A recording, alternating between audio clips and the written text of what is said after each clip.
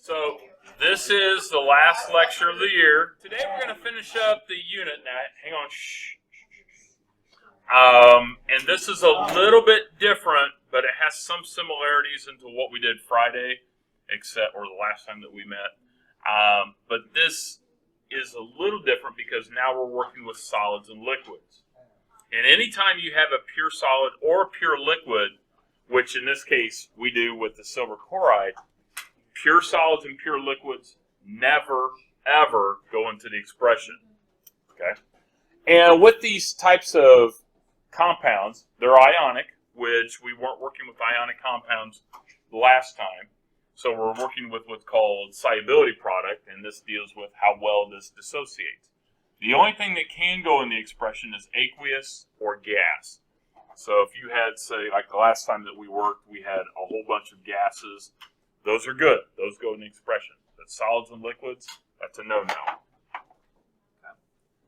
And now, I have a representation here, a little graphical representation showing that, yeah, we've got our silver chloride here, and that some of the silver chloride actually dissociates, but for the most part it stays as a solid because it doesn't want to dissociate.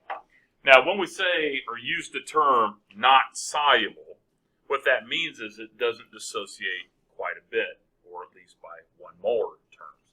But in some cases, we do have some of them breaking apart, and we have very, very few particles. But this is enough, kind of like the water crisis in Flint, where they have the lead in the water. Yeah, lead is not soluble with a lot of things, but there are still a few lead particles that do, or ions that do get into the water, which makes them very toxic. So when we talk about the solubility, for the most part, these are not soluble, but that doesn't mean that they do not dissociate to some extent. Okay. And here's, you might want to highlight this, the equilibrium constant, and that's what I was talking about. We never ever include pure solids and pure liquids. Now, in the homework problems, initially, I didn't say solid, but I'll make sure I put it in on the review questions and the quiz questions. So if I say we've got solid silver chloride, okay, you're going to put it in the balanced equation, but you wouldn't write it in your expression. Okay. And I don't want you to get all worked up where you see, oh no, now we got a KSP. Okay. All we care about is K. And if you want to write SP, last time we did K, EQ with equilibrium. In AP, we're going to do KA, KB. We already did KW. There's a whole bunch. We just don't care, all right? If you write K, I'm going to be happy. Okay? If you see a solid, don't include it. If you see a pure liquid, don't include it. Wasn't that a great lecture? Let's do a practice problem. Oh, it's not over yet. All right, so. At 11:50. Oh, 9 a.m. All right, so our first practice problem, it says calculate the solubility product constant for the reaction where, in your question it doesn't say solid, but here it does, where solid magnesium hydroxide forms 2.62 times 10 to the negative 4 molar magnesium ions and 2.62 times 10 to the negative 4 hydroxide ions. Okay? Did I give you the balanced equation for this? No. So always write that out. So now we get to write out the balanced equation with charges. So magnesium hydroxide, how do I write that? Mg and OH. And what are the charges since we have a metal for non-metal? So we have +2 and hydroxide is -1. So still remember your 10 polyatomics. Okay, hint, you got to know your 10 polyatomics if you're going to do well in this test, or quiz, sorry. All right, so obviously that's not balanced, so we need to do what? Put a 2 here. Is everybody happy with that? No. Okay, don't just put a 2 there. Again, if you need to show more than one poly, wrap it. Okay. And then this dissociates into what? Good. So we're going to break it down into magnesium ions and do include the charges.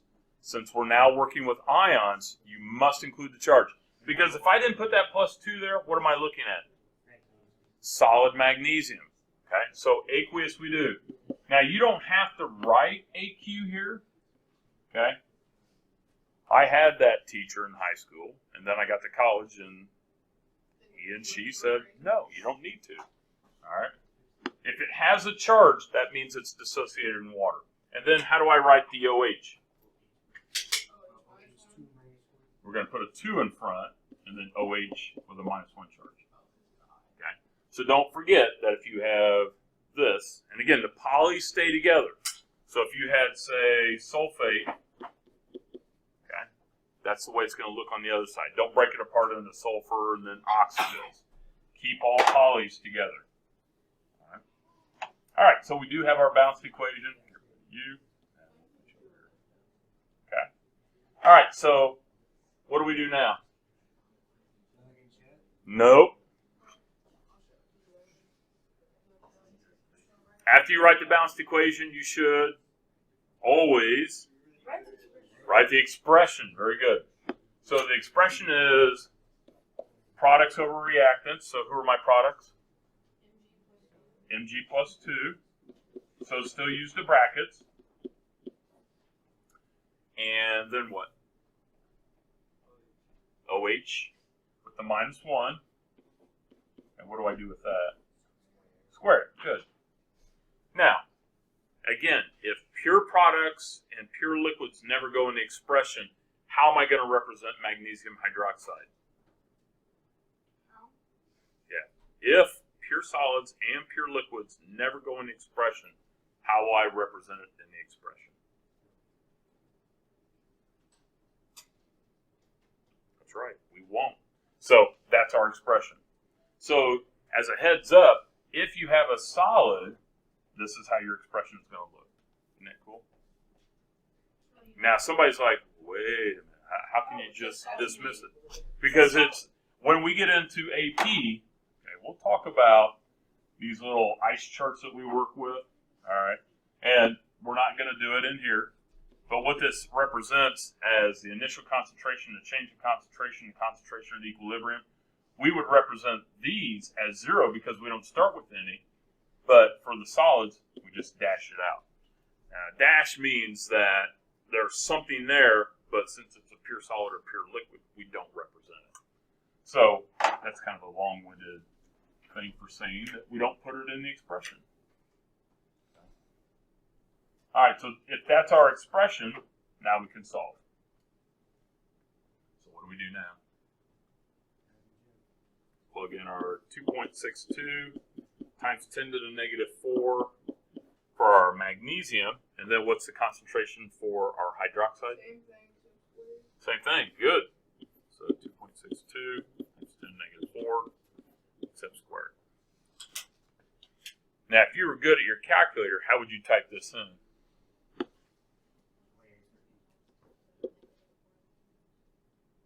To the -4 cubed. Very good.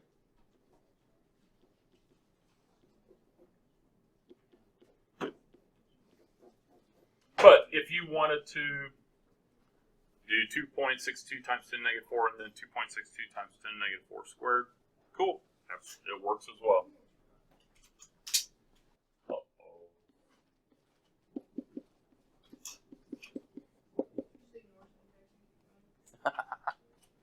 Anybody else get 1.0? 1.80 times 10 to the -11. Be sure you do get 1.80. It's actually 1.7984 times 10 to the -11. All right, let's take a look at the next problem. Sadly, the last problem. That's good. Round it. I got you. All right, last practice problem says calculate the concentration. Oh. For the iodine ions. When the solubility product constant for the solid lead to iodide equals 6.0 times 10 to the -9. Whoa. Well, this is a fun one.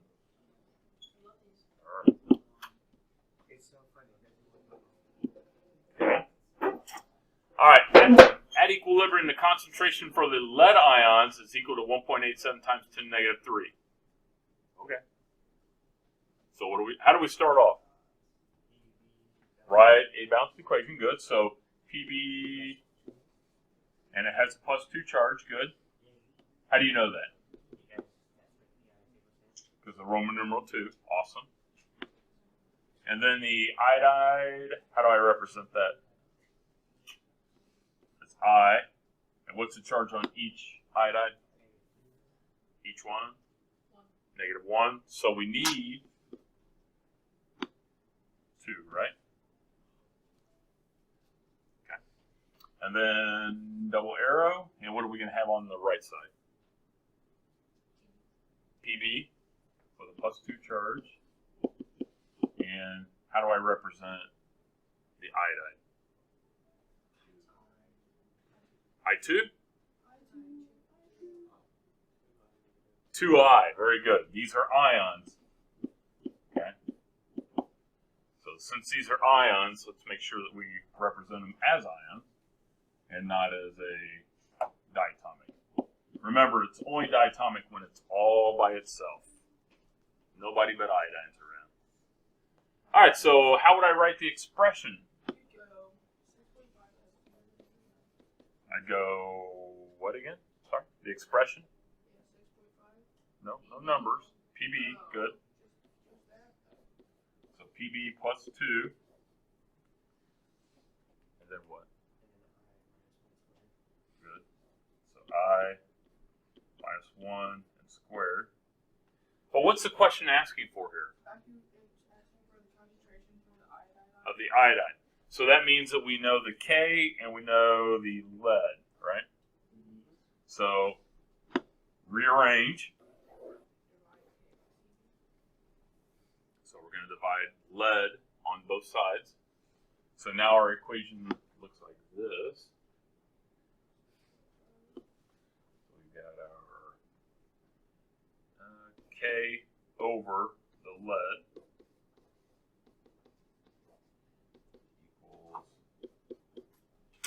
equals I2. Why is here?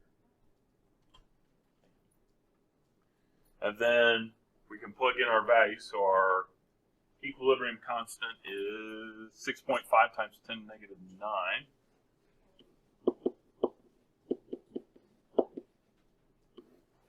And then the lead is 1.87 times 10⁻�3.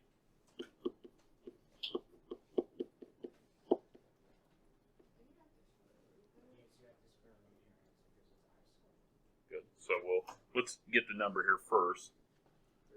So 3.47, is that what I heard? 48. But I'm going to leave this in my calculator, right? I don't want to retype this number. So if I want to find the iodine, so iodine is going to be equal to the square root of the 3.48 times 10⁻⁶. Square root it. Okay, we'll get her here. 1.86. 10⁻�3. And then how can you check to see if that's a good value? Plug it back in, yeah. So you can go back to the expression here and plug that in. So if I go, and again, I didn't round anything, so I still have that in my calculator. So if I were just super bored, you know, finals around the bend, but hey, that's okay. Look at that, that's very close. Hopefully that'll equal our, so you can square that bad boy, if you're just dying to. And it gives me something really close to that. All right, Celeste, what? So this one here, so 6.5 EE -9 divided by, did you use parentheses when you hit divide?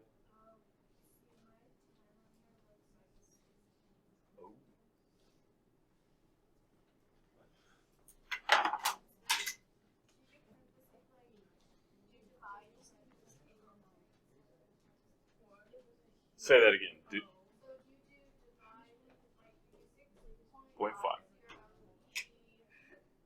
9, divided by, open the parentheses, and type that in, close the parentheses.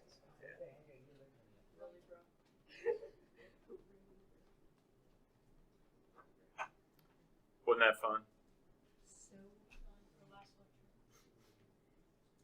So the homework is the 2s.